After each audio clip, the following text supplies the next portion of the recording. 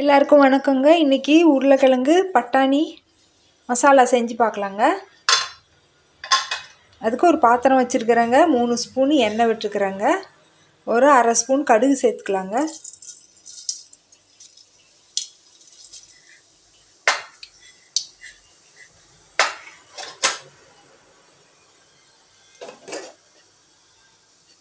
கடுகு பொரிஞ்சிடுச்சிங்க. ஒரு அரை ஸ்பூன் சோம்பு சேர்த்துக்கலாங்க. ஒரு வரமிளகாய், ஒரு பச்சை மிளகாய் சேர்த்துக்கிறேங்க. பெரிய வெங்காயம் ஒரு 1.5 வெங்காயம் அரிஞ்சு வச்சுருக்குறேங்க.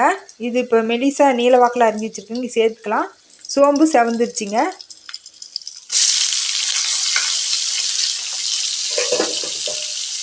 கருவேப்பிலை கொஞ்சம் சேர்த்துக்கலாங்க.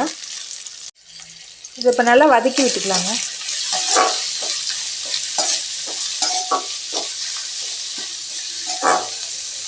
இஞ்சி பூண்டு விழுது 1 ஸ்பூன் சேர்த்துக்கலாங்க.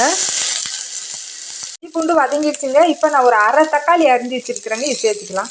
பச்சை பட்டாணி உரிச்சிட்டு 2-3 தடவை கழுவி வச்சுருக்குறேங்க, இப்போ இது சேர்த்துக்கலாம்.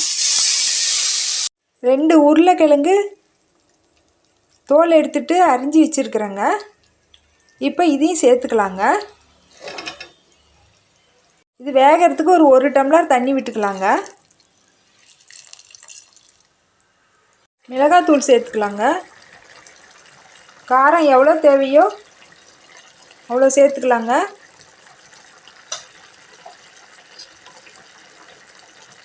மஞ்சத்தூள் கொஞ்சம் சேர்த்துக்கிறேங்க. குட்டி ஸ்பூனில் ஒரு அரை ஸ்பூனுக்கு சேர்த்துக்கிறேன்.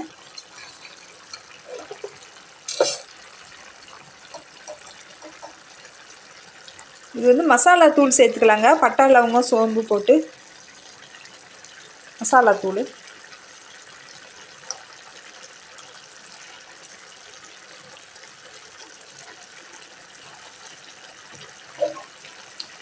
கொத்தமல்லி தூள் ஒரு அரை ஸ்பூன் கொஞ்சமாக சேர்த்துக்கிறேங்க.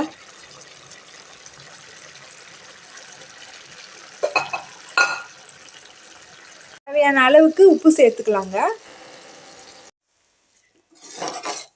நல்லா கிளறி விட்டுக்கலாங்க. இப்போ இந்த மசாலாவில் நல்லா வேகட்டுங்க.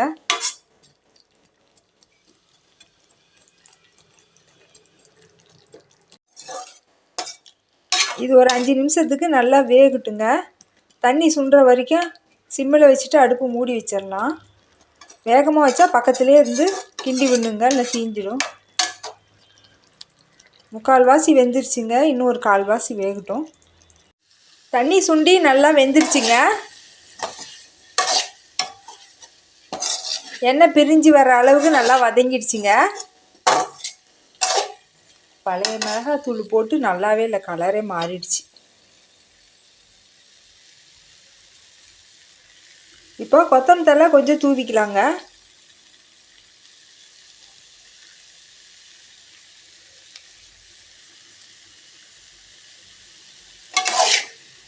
கிளறி விட்டுட்டு உப்பு காரம் சரி பார்த்துட்டு இறக்கிடலாங்க.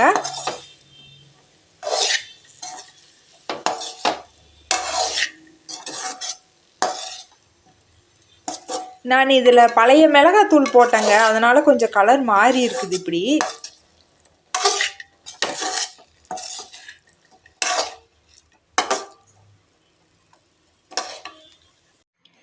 அவ்வளோதாங்க. உருளைக்கிழங்கு பட்டாணி மசாலா தயாராகிடுச்சுங்க. இந்த மாதிரி செஞ்சு பாருங்கள், நல்ல ருசியாக இருக்குங்க.